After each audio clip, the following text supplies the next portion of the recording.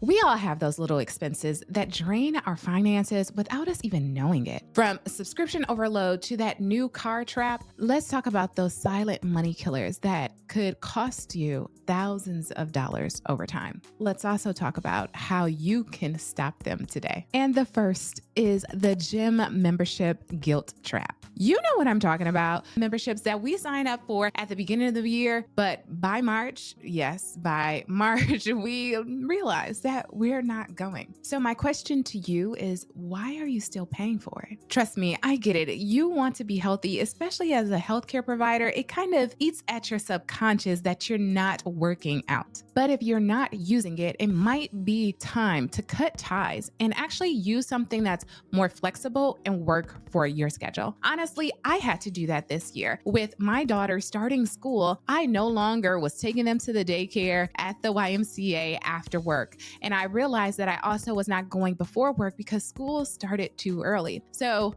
I unfortunately cut ties with our YMCA, and instead I bought an elliptical, a treadmill, and some weights that I could do my own home workout. So it didn't matter if my breath was smelly and my hair was a mess, I could go into my garage that is also heated and get a workout in. And I'm a runner, so I wanted to make sure that I could still foster what I love about exercise even on the cold days. The average gym membership costs about $50 a month. And so that's an average of about $600 a year.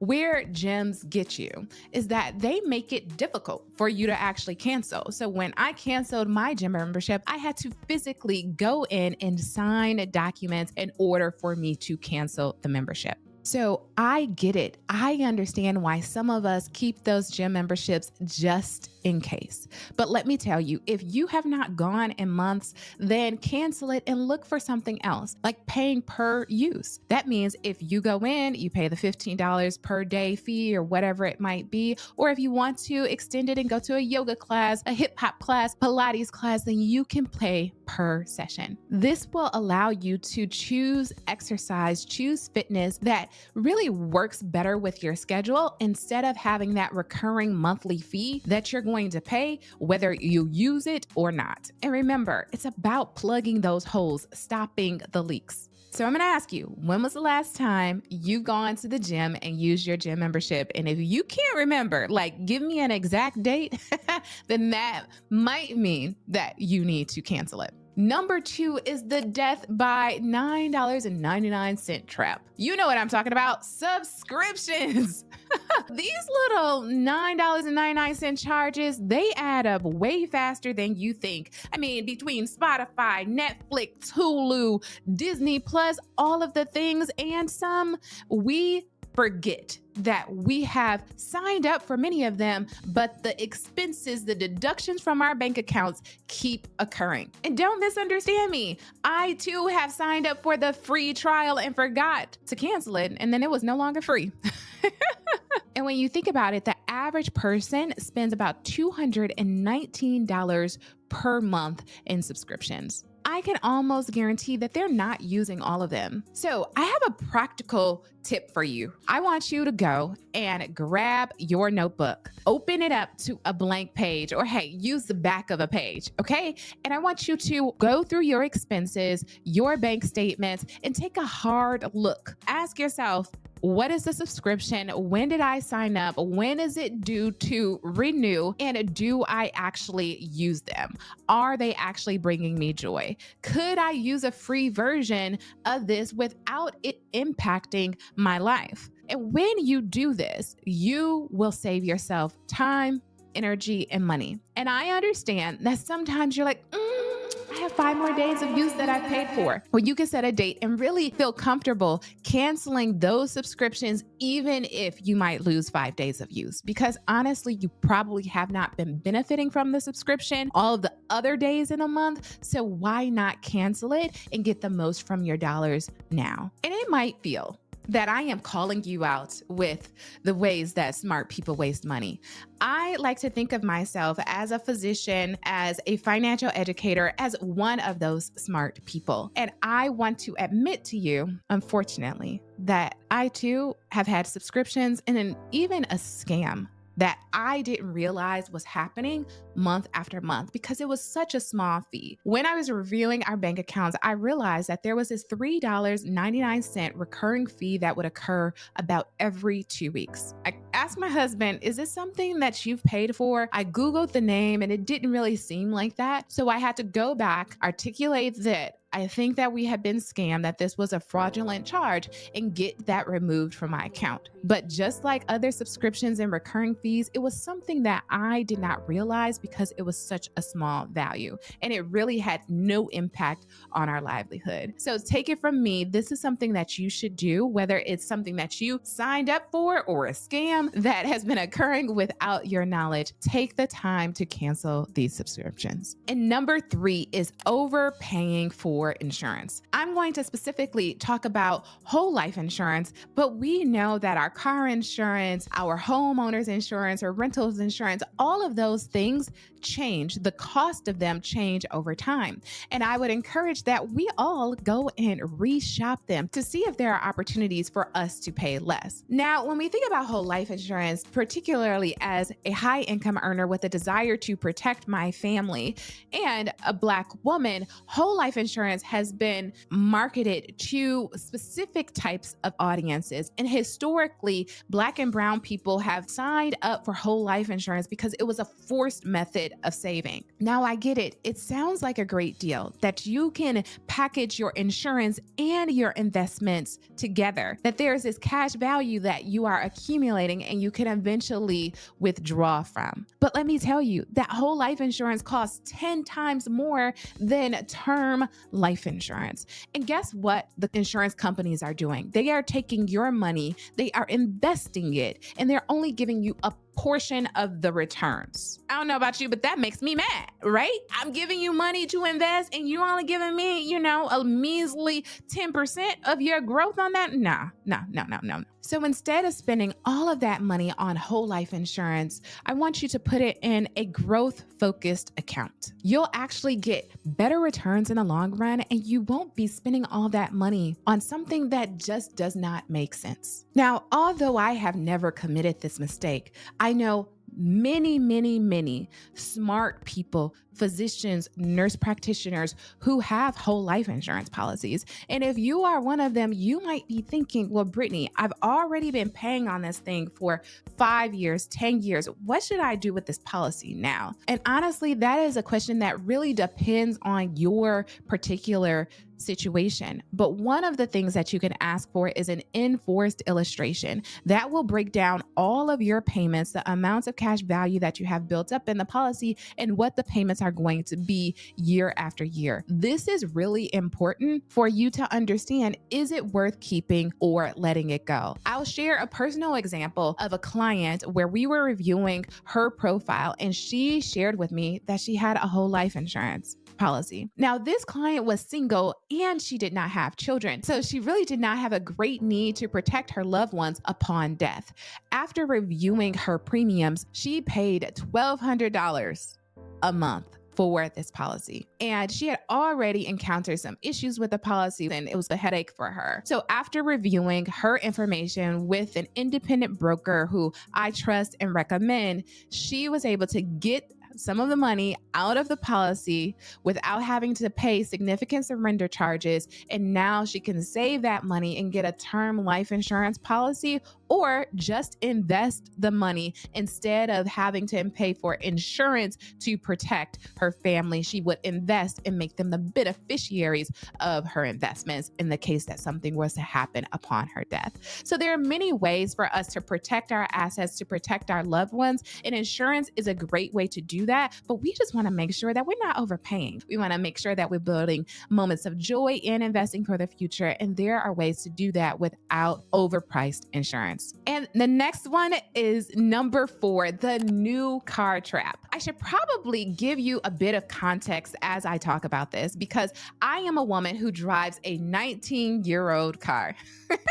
It will be 20 years old November 8th of this year. Thank you, Emerald, for serving me for all these years. I love you, girl. But I know many physicians who feel like they have to drive the latest and the greatest car in order to reflect their status and their success. But let me tell you, as soon as you drive off the lot, that new car will depreciate in value about 20%.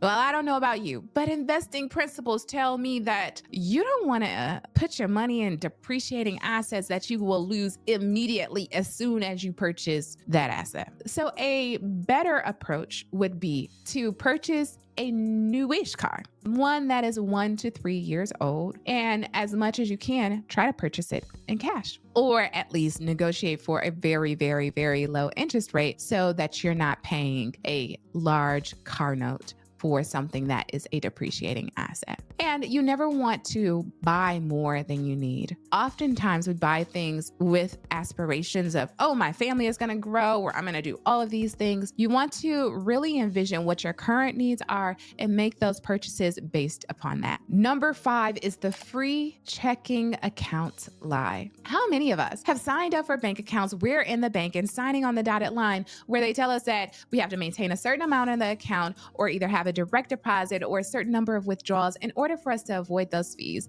And we sign thinking, oh, that's easy. I'll make sure I do that. Well, many of us are wrong, including me, because recently I had to close an account that was charged $12 every single month because we did not meet those criteria. If you are like me to think, that would be really easy for me to do, but you actually never do it, or you don't revisit the account and you have these recurring penalty fees every single month, consider closing the account. Consider putting a calendar to do item for you to actually do the direct deposit from your employer to go into that account so that you can meet those eligibility criteria and avoid those fees. When we think about how much $10 can be when invested each month at a 7% return over 30 years, that is $12,000. And about 70% of that is compounding interest. So I want to earn interest instead of paying interest and penalty fees. So let's make sure that we are developing the habit of canceling things that we're not using. If you are someone who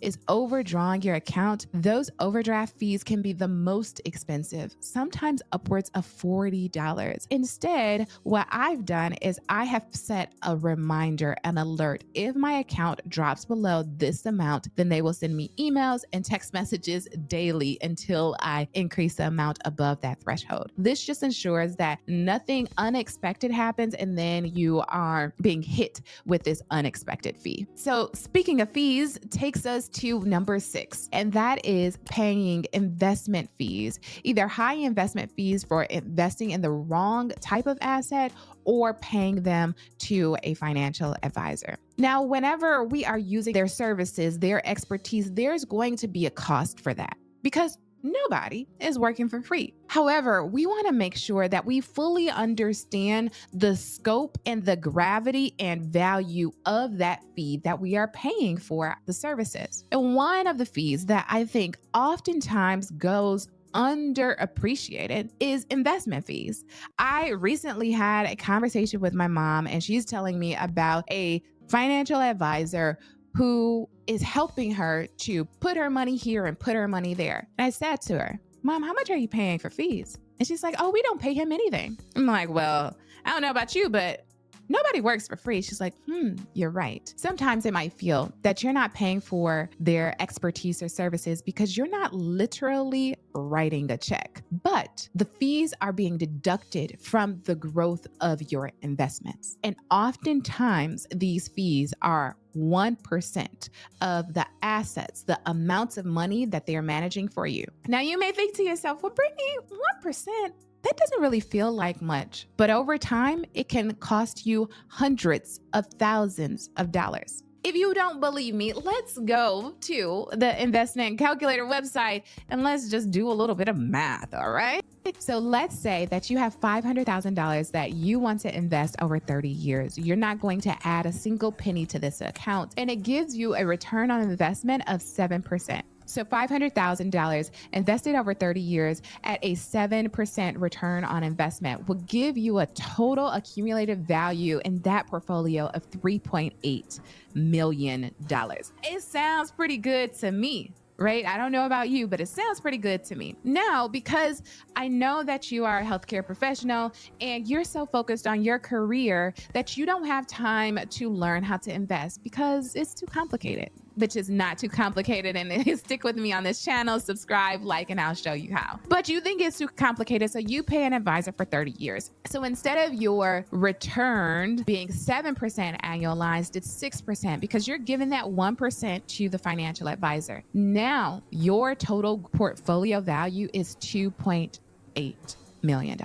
I don't know about you, but I'm not looking to give up $1 million over the course of 30 years. So this 1% can equal significant chunk of change. Instead, what you should do is look for low cost index funds. And studies have shown that they outperform active managers anyways. So why give someone money to do a subpar job? It does not make sense. Like, make it make sense, right? Focus on investing in yourself, learning this skill. If you use a financial advisor, use a fee-only financial advisor that you pay them a set amount. They can review your portfolio, make some recommendations, and you take it from there. So let's talk about number 7, which I know that we're all guilty of, buying bottled water. Now, I know you might think that this is a small expense, $2 here, $3 here. But if this occurs time after time, that can accumulate to about $700 per year. That's money that you could use for something better, for not getting much better quality of water, because most of what we're paying for is marketing, and you can get the same quality of water with filtered water and the Brita or whatever is coming out of your refrigerator. And don't get me started about the environmental impact of those bottles and also the microplastics that are going into our system, causing more inflammation. So instead, grab your reusable water bottle and start filling it up. In fact, yesterday I spent $16 on a new water bottle that I can measure the volume that I am consuming. And it's not quite a Stanley Cup. I don't know how much those things cost, but this one will help me to meet my hydration goals and help me to save money. Number 8 is you likely have some type of storage money pit. Let's get real for a minute. How many of us have a storage unit? I'm not going to raise my hand for a physical storage unit, but I have many digital storage units that I am not using and still paying for. We have accumulated so much clutter that we need to take some time every single month to delete, to give away or sell any unused or undervalued, because they no longer serve us, items or digital resources that we have. Instead of paying sometimes upwards of $1,000 a year in storage, let's start adopting this minimalist approach, right? And save that money to invest instead. And our next one is one that might make you feel a certain type of way. And for that, I am sorry, but I have to say it. And this also has large impacts on our environment and sometimes even our health. This is number 9, having a closet full of things with nothing to wear. That's right. Investing in fast fashion. I have storage underneath the bed with my clothes. So I swap out the seasons. When it's winter here in Boston, I put my summer clothes under the bed. And when it's summer here, I put my winter clothes there. And despite having so much, there are times when I feel like I don't have anything to wear. And I might go on Shein or Temu because I saw someone who looked good in this thing. And when I get it, unfortunately, it only lasts for that one wear because it's so poor quality. So let's start to change culture of needing to show up for social media, needing to have something new every time we go to a wedding. There is nothing wrong with wearing the same thing twice. Let me just put that out there. Instead, invest in higher quality pieces that you can dress up or dress down and make a new look regardless of what you have to do. I actually have a dress that I've worn since the age of 16, and your girl still gets compliments. So it is possible. And the next time, ask yourself that if it's not on sale, if it's not cheap, if I didn't have this thing to go to, would I actually purchase this item? All of these low cost expenses add up to large sums of money. And because they're low cost, we have a tendency to ignore them. Let me be the first to tell you that it is often those small things, these small habits that keep us from being our best self, that keep us from accumulating the wealth that we so much desire. So make a plan to review your finances, to be reflective on what is actually bringing you value, and let's cut out those silent money killers that no longer serve us or our bank account.